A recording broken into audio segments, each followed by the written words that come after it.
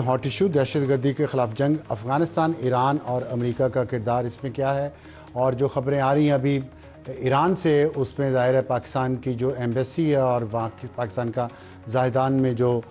Consulate ہے وہ رابطے میں ہے ایرانی آفیشلز کے ساتھ، اور تفصیلات اکٹھی کی جا رہی ہیں تاکہ میتیں واپس پاکستان لائی جا سکیں۔ احسان یہ بتائے گا، یہ جو ہوا ہے ایران کے اندر، اس سے کشیدگی کی فضا بن گئی ہے دوبارہ، اور وہی جو 2024 میں ہوا تھا جس میں پاکستان نے دوبارہ ایک حملے کیے تھے ایران کے اندر، آپ سمجھتے ہیں اس طرح کی ابھی کوئی پاسبلٹی ہے؟ کیونکہ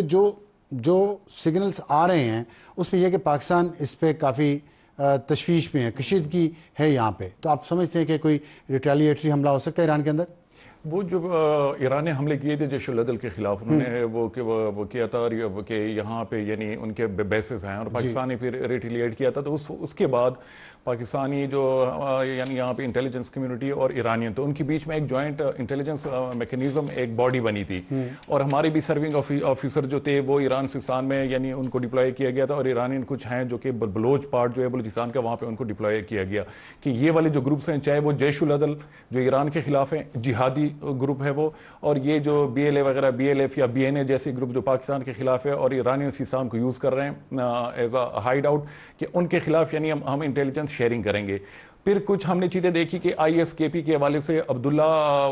ایک ان کا تھا کمانڈر، کہ ان کو حوالے کیے گئے ایران، اور ایران نے کمبر بلوچ تھا ایک، یعنی وہ لنچ پن اس کو کہتے ہیں بلوچ انسرجنسی کا، کہ ان کو ہینڈ اوور کیا گیا پاکستانی جو اتھارٹیز ہیں۔ ابھی تک یہ چیزیں فارملی کنفرم نہیں ہوئی، لیکن یہ اطلاعات آئی اس وقت بھی کہ جو کمبر بلوچ تھا اس کو کرمان سے پکڑا گیا ایرانی انٹیلیجنس سے، اور وہ ہینڈ اوور کیا گیا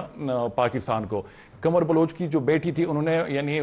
باقاعدہ انہوں نے میڈیا کو یہ انٹرویو میں یہ کہا، ہمیں بھی یہ چیز بتائی گئی تھی، خراسان ڈائری کو بھی، تو وہ چیزیں تو ہوئی، لیکن ابھی بھی یہ اطلاعات ہیں کہ یہ جو پورا ریجن ہے، یہ جو ایران جو بلوچستان سستان کا جو ریجن ہے، کہ وہاں پہ ابھی بھی یعنی صرف یہ نہیں کہ جو بی ایل ایف جو آرمڈ سیپریٹسٹ ہیں، بلکہ جو جیش العدل جیسی جہادی تنظیم ہے جو ایران مخالف ہے، کہ وہ بھی ان کو ایز اے بیس استعمال کریں اس پورے بارڈر کو، کرس کراسنگ ہوتی ہے دونوں طرف۔ تو میرے خیال میں جب تک جوائنٹ کوئی میکنزم نہیں ہوگا ان دونوں ممالک کے بیچ میں، تو یہ جو مسئلہ ہے یہ حل نہیں ہو پائے گا اور بہت مشکل ہوگا۔ جوائنٹ میکنزم تو آپ کہہ رہے تھے بنایا ہوا تھا، وہ ابھی تک یعنی افیکٹو ثابت نہیں ہوا، تو فیل ہو گیا۔ ہاں، وہ میرے خیال میں فیل ہو گیا۔ یہ کیوں، کس کی وجہ سے فیل؟ اس کی ریزنس تو یہ ہے کہ ایک چیز ہمیں سمجھنی چاہیے کہ ایرانین جو ایک پراکسی وار جو مڈل ایسٹ میں ہم نے، تو وہ کافی اپنے پراکسیز جو ہیں وہ لوز کر چکا ہے ایران، تو لیکن مجھے لگ رہا ہے کہ اس ریجن میں صرف پاکستان نہیں، ہو سکتا ہے افغانستان میں بھی ان کے جو کچھ یہاں پہ وہ پراکسیز کے ہو سکتا ہے فیوچر میں اس کو دوبارہ سے وہ یوٹیلائز کرنا، یوز کرنا شروع کر دے، تو اس پہ بھی نظر رکھنی چاہیے۔ یہاں پہ ہمارا سارا فوکس جو ہے وہ صرف افغانستان پہ ہے، تو یہ جو ایک فیکٹر آ رہا ہے، اور کچھ ایسی بھی اطلاعات آ رہی ہیں ٹرمپ ایڈمنسٹریشن کی طرف سے کہ ایران کے خلاف بھی کوئی بلڈ اپ بن رہا ہے، تو یہ جو گریٹر گیم ہو رہا ہے ریجنلی بھی اور انٹرنیشنلی بھی، تو اس میں بھی یہ نہ ہو کہ فیوچر میں دوبارہ سے پاکستان جو ہے وہ جس طرح ہم پوری دنیا ہمیں افغانستان کے پرزم سے وہ دیکھتی تھی، دوبارہ سے ہم ایران کے پرزم سے دیکھنا نہ شروع کریں۔ کھل کے بات کریں، آپ یہ کہنا چاہتے ہیں کہ جس طرح پاکستان نے امریکہ کی کوئی پراکسی وارز افغانستان میں لڑی، ایسے جیسے ٹرمپ بلی کرتا ہے پہلے اور پھر وہ مذاکرات بھی کر رہا ہے، ساتھ بلی بھی کیا جا رہا ہے ایران کو، تو آپ سمجھتے ہیں کوئی ایسی سچویشن پیدا کی جا رہی ہے کہ پاکستان کے اندر ایرانیوں کے خلاف نفرت پیدا ہو؟ کیونکہ کل میں نے یہ بات انٹرنیشنل میڈیا پہ بھی سنی ہے، اور یہاں ہمیں کامران مرتضیٰ صاحب نے بھی ہمارے پروگرام میں یہ بات کی ہے۔ آپ کو ایسی کوئی پاسبلٹی لگتی ہے؟ پاسبلٹی لگتی ہے، لیکن اس میں یہ نہیں کہ پاکستان وہ استعمال ہو رہا ہے دوبارہ جس طرح افغانستان میں ماضی میں۔ پریشر تو ہو سکتا ہے نا، پریشر ہو سکتا ہے پاکستان پہ امریکہ کا پریشر ہو، لیکن یہ نہ کہ ایران پریمپٹ کر رہا ہو اس طرح کے حملے وہ کر کے کہ وہاں پہ جو اس طرح کے گروپس ہیں، یہ بھی ہو سکتا ہے، تو پاکستان کو پریشر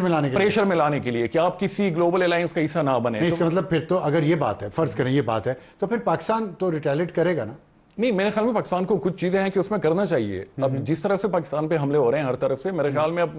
کچھ چیزیں ہوتی ہیں کہ آپ کو اپنے امیج بلڈنگ کے لیے بھی کرنی پڑتی ہے فیوچر میں، یہ نہ کہ کوئی اور اٹھ کے یہاں پہ کچھ اس طرح کر لیں کہ یعنی آپ افغانستان پہ الزام لگا رہے ہیں۔ یہ ایک بہت عجیب بات ہوئی ہے نا کہ بلوچستان میں کہا جاتا تھا کہ اگر پنجابی مارے گئے ہیں شناختی کارڈ دیکھ کے، تو کہا جاتا تھا کہ یہاں کرنے کیا آئے ہیں، لیکن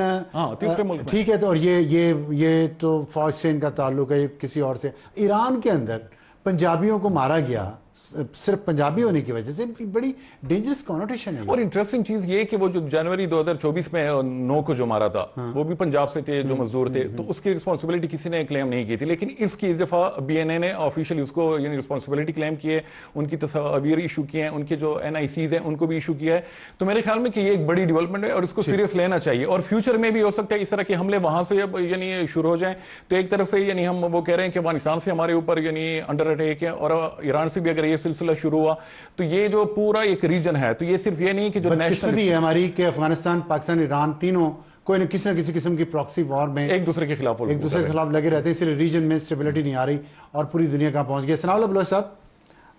آپ سے میں یہ پوچھنا چاہ رہا ہوں کہ یہ جو بہاولپور کے 8 لوگوں کو ہاتھ پاؤں باندھ کے قتل کر دیا گیا مہرستان میں, ایران میں, صرف اس لیے کہ وہ پنجابی تھے, تو اور اس کی ذمہ داری قبول کی بلوچستان نیشنلسٹ آرمی نے, بلوچ نیشنلسٹ آرمی نے. آپ کیا سمجھتے ہیں یہ درست کیا ہے انہوں نے؟ غلط ہے انتہائی افسار بھائی. کون سا شعور شخص اور اپنے وہ شواس میں ہونے والا شخص خدا نخواستہ کسی معصوم انسانوں کی جانوں کی جو ہے ضیاع کو جو ہے وہ درست قرار دے گا؟ دوسری بات یہ ہے, ہم تو اسی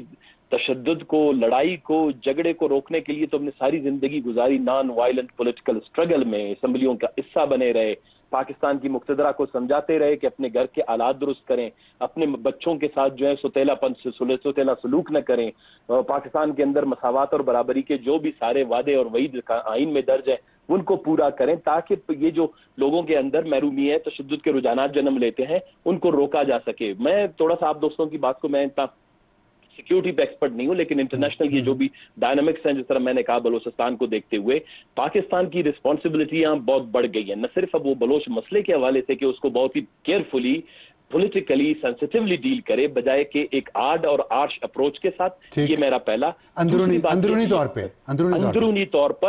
طور پر تمام وہ ایک کاغذ کا ٹکڑا نکال کر دیکھیں جہاں سے کہیں پہ بھی ہم کوئی وہ یہ جو کیا کہتے ہیں پزل ہے بلوچستان کا, اس کو دوبارہ سے حل کرنے کی طرف جائیں. اور اس کے لیے آپ کو یہ جو آپ نے کچھ لوگ بیٹھے ہوئے بلوچستان کے نام پر ٹائی سوٹ لگاتے ہیں, جن کو آپ نگران وزیر اعظم بناتے ہیں, یہ وہ لوگ ہیں جنہوں نے بہت زہر پھیلایا ہے بلوچستان کے مسئلے کو سمجھنے کے لیے. دوسری میری بات یہ ہے کہ یہ ٹریپ بھی ہو سکتا ہے. دیکھیں یہ جس کا نام ابھی کلیم ہو رہا ہے, یہ بلوچستان کے اندر یہ آرگنائزیشن, میں نے خود ابھی پہلی دوسری دفعہ سنا ہے, یہ کوئی اتنی بڑی آرگنائزیشن نہیں ہے جو آپریٹ کر رہا ہو بلوچستان میں. تیسری بات یہ ہے کہ کیونکہ آپ کے جو ریجنل یا انٹرنیشنل بلڈ اپس ہو رہے ہیں, آپ ویسے بھی آپ کے تعلقات تمام ہمسایوں کے ساتھ بہت سے معاملات پر درست نہیں ہیں. جو ہماری فورن پالیسی ہے, جس کا ہمیشہ ہم سیاسی لوگ کہتے تھے کہ اس کو آپ ہمیشہ درست اس میں رکھیں, لائنوں پہ رکھیں, تاکہ کم از کم آپ کے ہمسائے اور دوسرے جو ہیں وہ آپ کی طرف انگلی نہ اٹھائیں. تو ان حالات کو دیکھتے ہوئے اس کو بہت کیئرفلی, اس کو ایک لینس سے بلوچستان کے کانفلکٹ کے پرسپیکٹو سے اس انسیڈنٹ کو دیکھنا.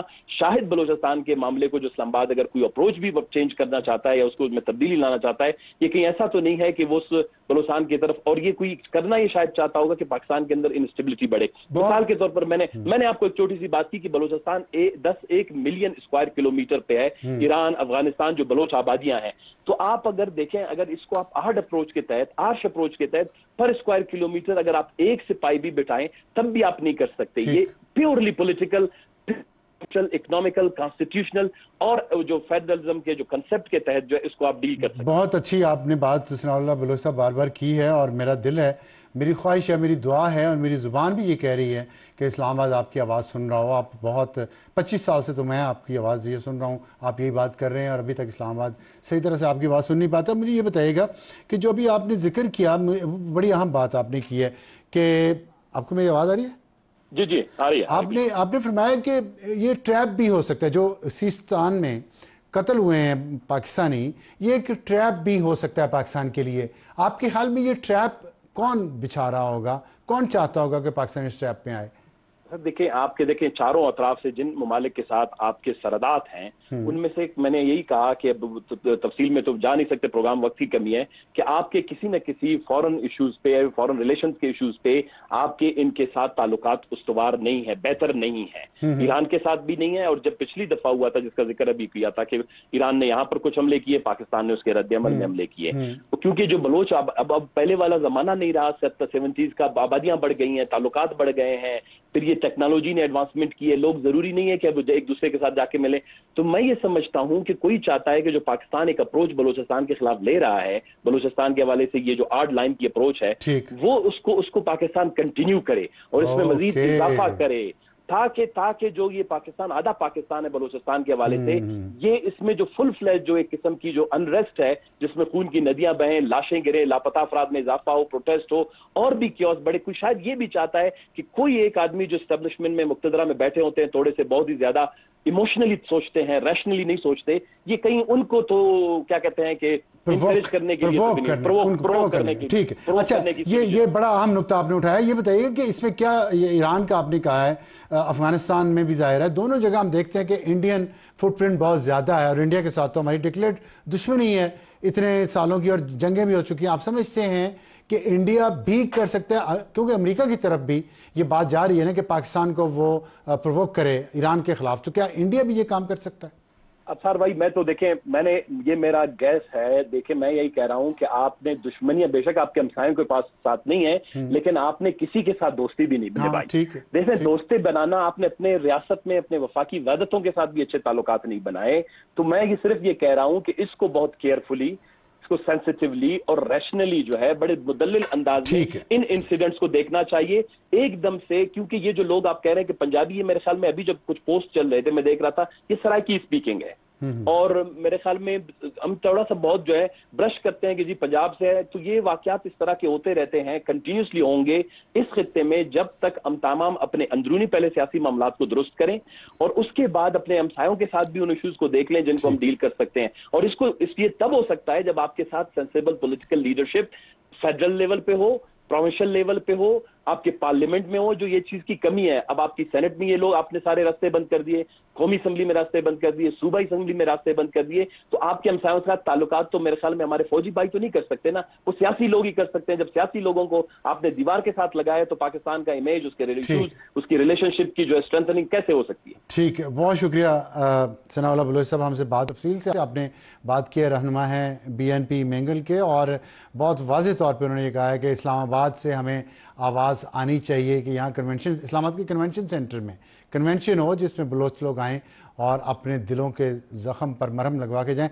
احسان اللہ صاحب یہ بتائیے گا کہ یہ جو ابھی میں نے ثناء اللہ صاحب سے پوچھا ہے, یہ سوال میرا آپ سے, کیا یہ جو سیستان میں واقعہ ہوا ہے, پاکستان کو ٹریپ کرنے کی کوشش اگر ہے تو کس کی طرف سے, اور اس ٹریپ میں اگر پاکستان آتا ہے تو کیا ایران کے ساتھ کوئی لو لیول وار یا کوئی ایسی سچویشن پیدا ہو سکتی ہے؟ نہیں, جنگ کی تو مجھے وہ چیزیں نہیں لگ رہی. جیسے حملہ ہے, ہاں, جیسے پاکستان دیکھیں, پاکستان کی اب ڈکلیئرڈ پالیسی ہے, آرمی چیف عاصم منیر نے یہ کہا ہے کہ دہشت گرد اور ان کے سہولت کار, ان کے بیکرز کو وہ جہاں بھی ہوں گے ہم ٹارگٹ کریں گے. ٹھیک, اس کے تحت اگر پاکستان پھر ٹارگٹ کرتا ہے تو